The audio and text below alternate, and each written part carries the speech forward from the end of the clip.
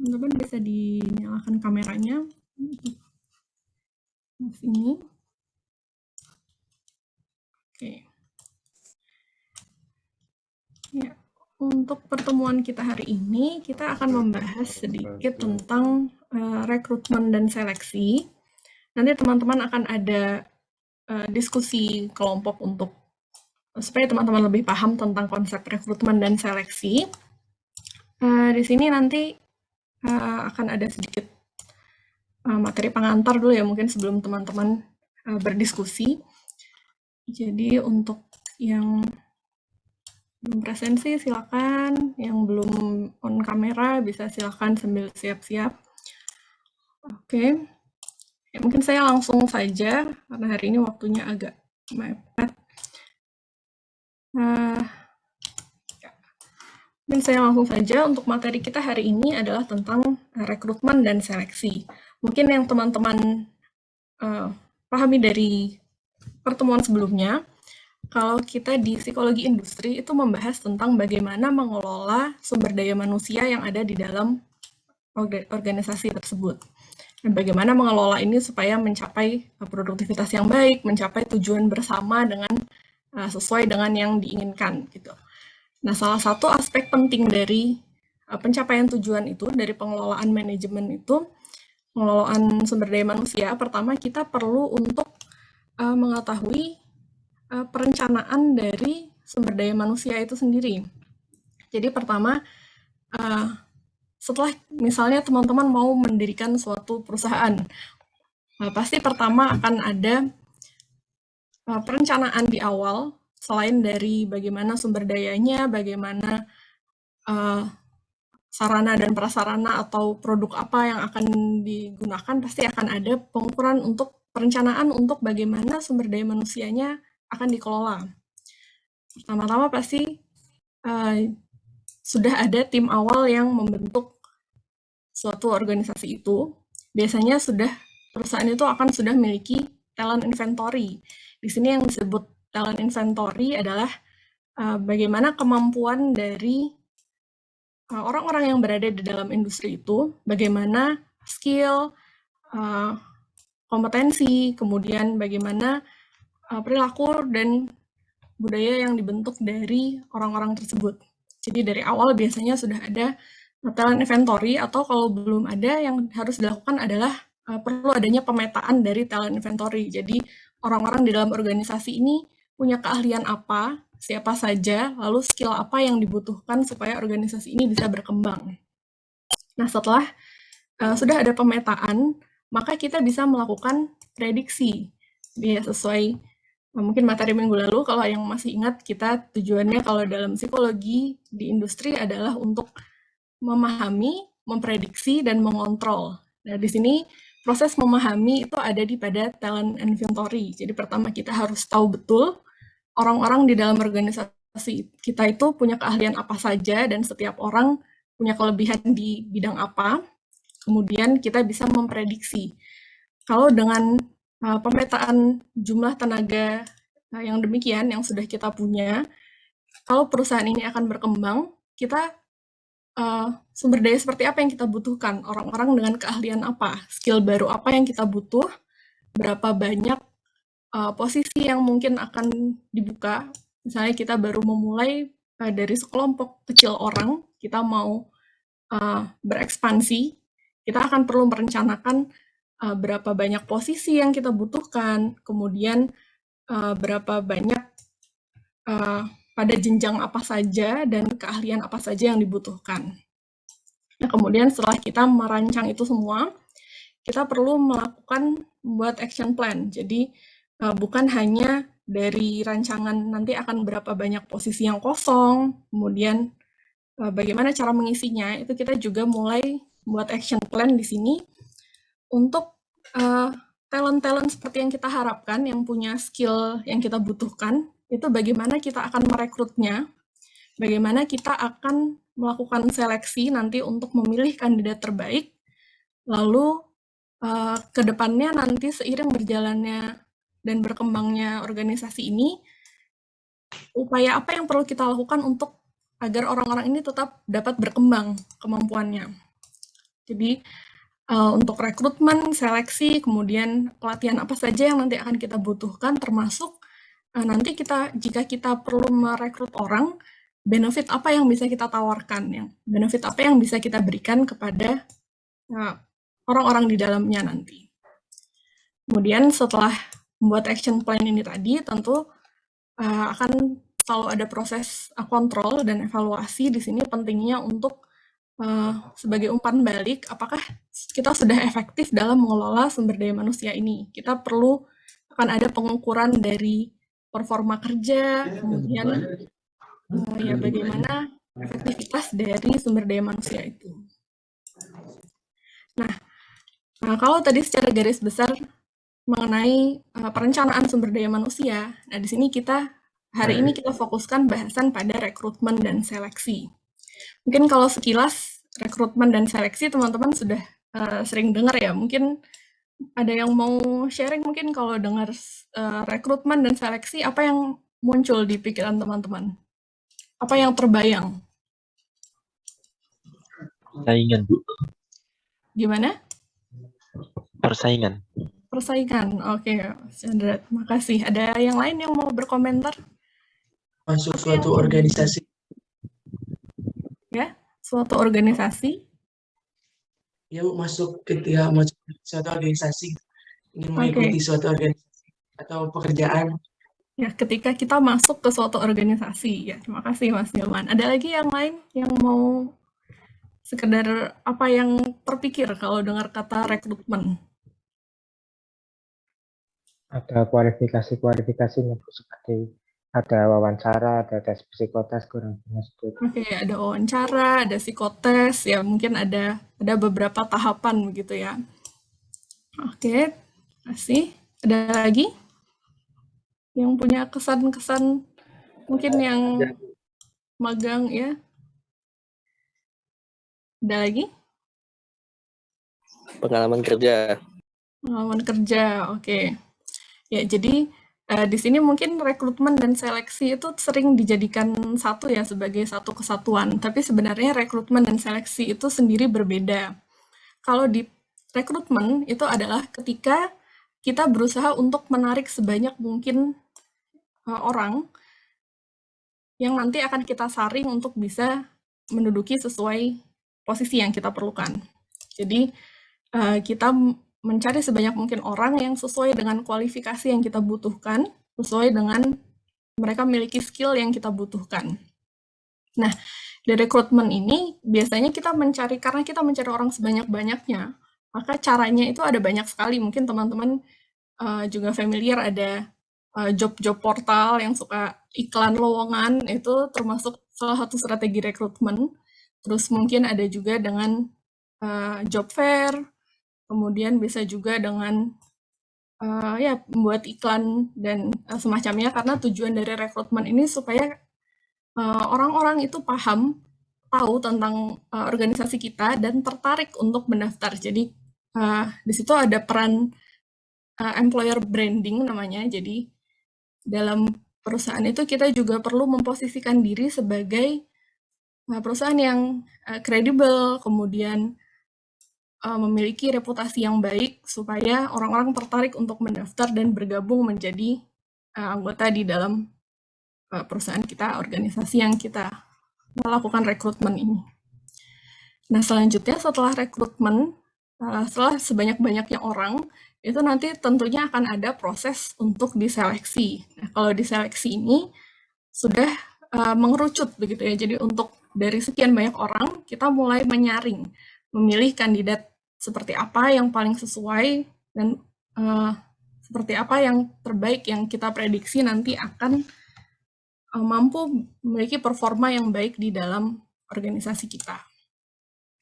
Nah, di sini sedikit penjelasan tentang rekrutmen tadi ya. Kalau dari human resource planning atau pengelolaan sumber daya manusia, rekrutmen ini adalah tahapan pertama dalam manpower planning. Jadi ketika kita mau merencanakan awal untuk suatu organisasi itu akan seperti apa orang-orang di dalamnya, maka pertama kita perlu melakukan rekrutmen, kemudian kita juga perlu mengacu pada persyaratan jabatan. Jadi ketika rekrutmen itu tidak bisa langsung rekrutmen untuk berbagai posisi. Pasti kita spesifik untuk jabatan tertentu, apa yang dibutuhkan untuk setiap jabatan itu karena pasti akan ada perbedaannya, pasti akan ada yang spesifik untuk setiap jabatan.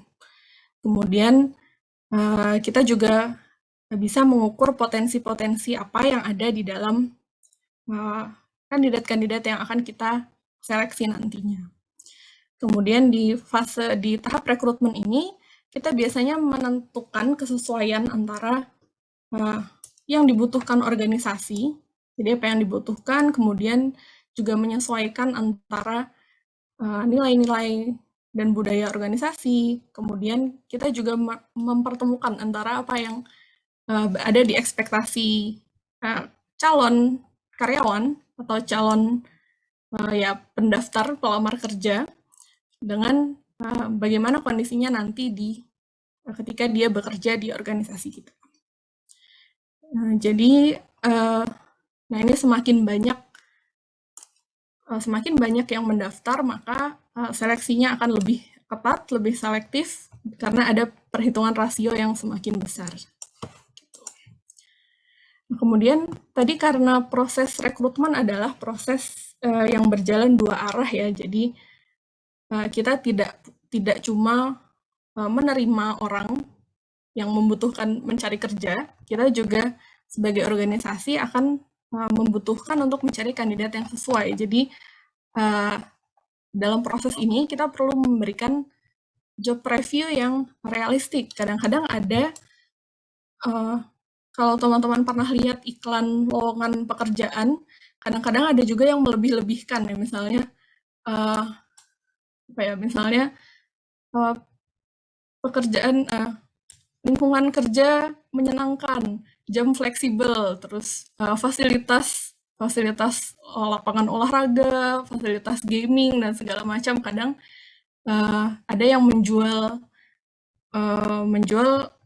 fasilitas-fasilitas ataupun kelebihan-kelebihan lain, tapi kurang diseimbangi dengan bagaimana nanti tantangannya dalam pekerjaannya, kemudian peran mereka yang dibutuhkan apa saja. Jadi kadang ketika job preview yang diberikan oleh perusahaan itu tidak sesuai atau terlalu melebih-lebihkan atau justru kurang representatif dari apa yang sebenarnya, itu justru dapat mempengaruhi kepuasan kerja karyawannya, dan mungkin justru banyak yang tidak puas bekerja di situ dan mungkin justru tidak bertahan lama. Akibatnya, kalau karyawan ini tidak bertahan lama, tidak sesuai, merasa ekspektasinya kok ternyata setelah bekerja beda. Kadang jadi kepuasan kerjanya kurang, kemudian performa kerjanya juga menurun, dan akhirnya justru merugikan perusahaan itu sendiri. Jadi, ketika melakukan rekrutmen, penting sekali untuk memberikan realistic job preview. Nah, kalau untuk realistic job preview ini sendiri bentuknya bisa macam-macam, mungkin bisa dari presentasi dari perusahaan atau dari tim HRD biasanya, atau bisa juga melalui sosial media, melalui company profile yang ada di website, kemudian mengenai informasi, intinya terkait informasi apapun yang terkait dengan perusahaan dan posisi tersebut yang bisa diakses oleh pelamar pekerja, itu bisa termasuk dalam upaya untuk memberikan realistic job preview. Nah, ini untuk melakukan rekrutmen, mungkin secara umum yang terbayang kalau rekrutmen itu terbayang dengan iklan lowongan pekerjaan. Tapi ternyata sumber tenaga kerja itu bisa dari internal ataupun eksternal. Internal ini, misalnya kita ada kekosongan posisi. Kita bisa melakukan promosi dari karyawan yang berada di posisi jabatan di bawahnya, mungkin dinaikkan dengan promosi. Nah, itu juga termasuk ke dalam rekrutmen internal. Kemudian juga jika ada referensi perpindahan dari satu divisi mungkin ke divisi lain atau antar departemen, itu biasanya termasuk dalam rekrutmen internal. Kelebihannya dari rekrutmen internal sendiri tentu lebih mudah ya untuk perusahaan karena tidak perlu iklan, tidak perlu mengakses banyak data pelamar, tapi sudah ada kandidat-kandidat yang dikenali sebagai potensial dan karyawan itu sudah mengenal lingkup pekerjaannya. Tapi ada keterbatasannya juga di sini kenapa internal tidak selalu baik karena mungkin dengan mendatangkan orang-orang baru itu akan muncul ide-ide baru, gagasan baru, kemudian dapat mengembangkan kreativitas baru ya, mungkin ada budaya-budaya yang secara tidak sadar sudah menjadi kebiasaan yang kurang baik di dalam perusahaan itu ketika perusahaan itu tidak terbuka untuk memasukkan orang-orang dari pihak eksternal, maka terkadang kebiasaan itu juga akan ada kreativitas yang sedikit terbatas. Dan di sini kalau untuk rekrutmen secara eksternal, kekurangannya memiliki biaya besar karena mungkin terkadang membutuhkan waktu lama karena proses dari seleksinya itu sendiri akan tentu lebih banyak dari mulai menginformasikan kebutuhan lowongan, kebutuhan pekerjaan itu sampai dengan tahap bisa diterima untuk bekerja itu tentu akan membutuhkan waktu lebih lama dan membutuhkan biaya. Tapi kelebihannya di sini ya bisa mendapatkan ide-ide baru dan karyawan dengan potensial yang baik. Kemudian untuk seleksi di sini ya seperti tadi kalau seleksi itu kita mulai mengerucut untuk proses prediksi, kita melihat bagaimana posisi yang memiliki peluang lebih. Kita memprediksi karyawan mana, calon kandidat mana yang memiliki peluang terbesar untuk nantinya bisa perform dengan baik, punya kapasitas yang baik untuk nanti bekerja. Jadi kita mencari dari seleksi ini, kita berusaha memprediksi orang ini apakah dia sudah memiliki kemampuan yang baik, apakah dia nantinya bisa bekerja dengan menyesuaikan dengan posisi ini. Nah, dalam proses seleksi ini, kita biasanya mengacu pada persyaratan umum ini terkait dengan pada jabatan tertentu, itu posisi seperti apa yang dibutuhkan, persyaratan apa, kemudian kalau dalam seleksi dengan kandidat yang banyak, tentu kita juga membandingkan dengan kandidat lainnya dan pasti kita berusaha mencari yang terbaik di antara kandidat-kandidat yang ada. Nah, dalam tahap seleksi ini kita menggunakan dua istilah ini yang umum digunakan. Kita dalam seleksi pasti selalu ada kriteria yang digunakan untuk mengukur kesuksesan karyawan. Nah, biasanya ini terkait dengan performa kerja. Kalau misalnya pekerjaannya sifatnya produksi, misalnya dalam perusahaan garment, penjahit begitu, kalau dalam performa berarti kita dalam pekerjaan itu berapa baju yang berhasil diproduksi oleh individu itu sebagai ukuran performa, atau kita bisa membuat ukuran-ukuran performa yang lain, dan tentunya itu biasanya sudah ada pada setiap jabatan. Setiap posisi itu sudah memiliki kriterianya masing-masing, dan yang penting dalam seleksi di sini adalah kita perlu menentukan prediktornya. Jadi ketika kita memiliki kriteria ini karyawan teladan, karyawan yang ideal di posisi itu punya kemampuan apa saja. Nah, dari itu kita bisa menurunkan kemampuan apa saja, karakteristiknya apa, lalu kita bisa memprediksi. Misalnya prediktornya kita lihat dari pengalamannya. Kalau dia memiliki pengalaman di bidang itu, mungkin kemungkinan dia akan lebih paham, lebih cepat untuk beradaptasi dibandingkan yang belum paham di bidang itu. Kemudian misalnya kita juga bisa informasi lain yang terkait dengan prediktor ini biasanya bisa berkaitan dengan skill, kemampuan khusus. Jadi misalnya ada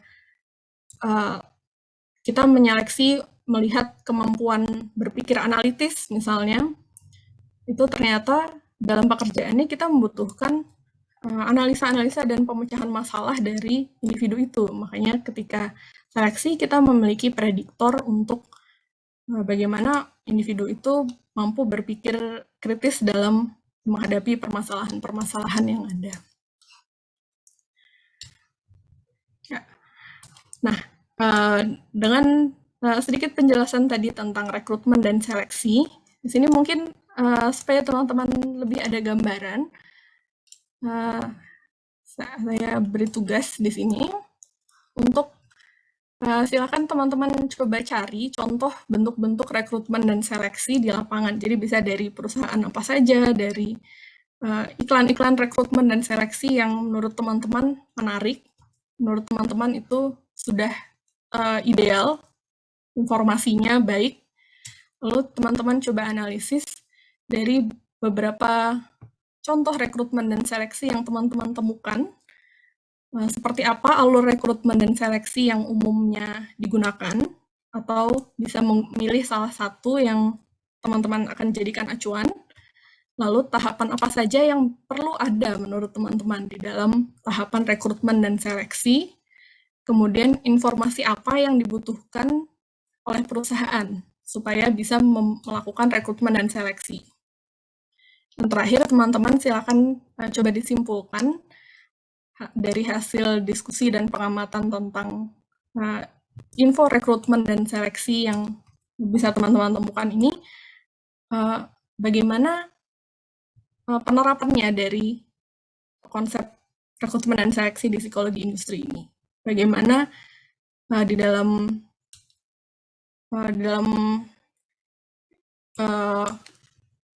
perusahaan ketika kita melihat iklan-iklan rekrutmen, mungkin kita menemukan informasi dari organisasi tentang bagaimana alur mereka, alur seleksinya, kemudian apa yang bisa disimpulkan dari tahapan-tahapan itu. Ya, sampai di sini ada yang mau ditanyakan?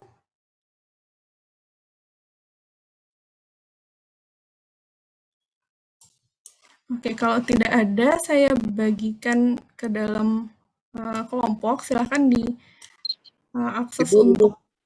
Ibu, ya? izin bertanya, Ibu. Ya, gimana? Untuk format pengerjaannya gimana, Bu? Tulis atau langsung diskusi ya, Bu? Silahkan didiskusi, nanti disimpulkan. Mungkin teman-teman bisa siapkan untuk presentasi begitu. Ya, Ibu. Mau bertanya ya, Ibu? Ya. Kan tadi membahas tentang rekrutmen ya, Bu. Nah, izin bertanya, apakah setiap perusahaan mempunyai orang internal khusus untuk rekrutmen atau mempunyai vendor untuk rekrutmennya, Bu? Nah, ya.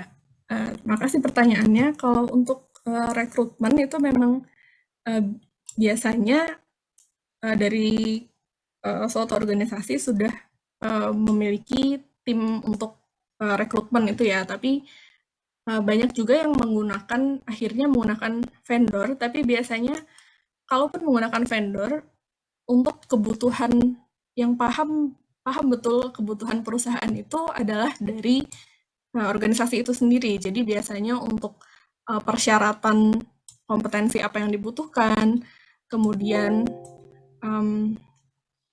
ya untuk detail posisi apa yang akan diisi, dan persyaratan apa yang dibutuhkan itu biasanya tetap dimunculkan dari perusahaan.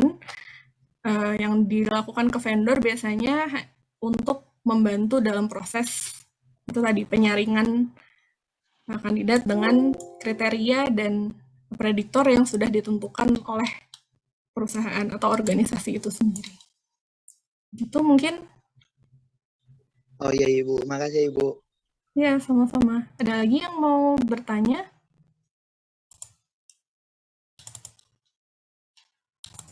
Berarti nanti ini kita diskusi terus dibuat kayak PPT, Bu, untuk... Ya, silakan didiskusikan, nanti dibuat presentasi, bisa untuk kita diskusikan nanti di kelas pertemuan selanjutnya.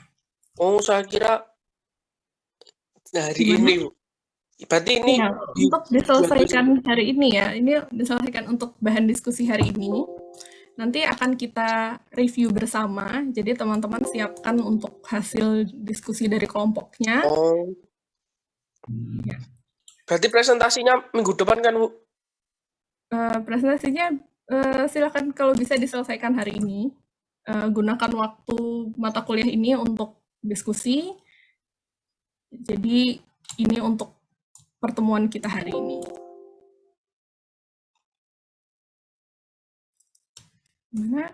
Untuk pembagian kelompoknya, bentar, ini kelas C ya. Ini sudah saya kirim di chat ya untuk daftar pembagian kelompoknya. Ini saya acak. Jadi silakan teman-teman boleh menggunakan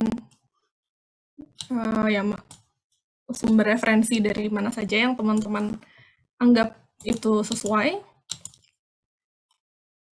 Ya, apakah masih ada pertanyaan untuk tugas kita yang ini?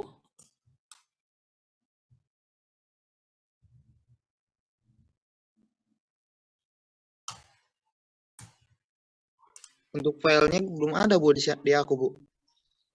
Di e-learning juga sudah saya upload untuk pembagian kelompok dan materi ini. Oh gitu ya. Makasih, Bu.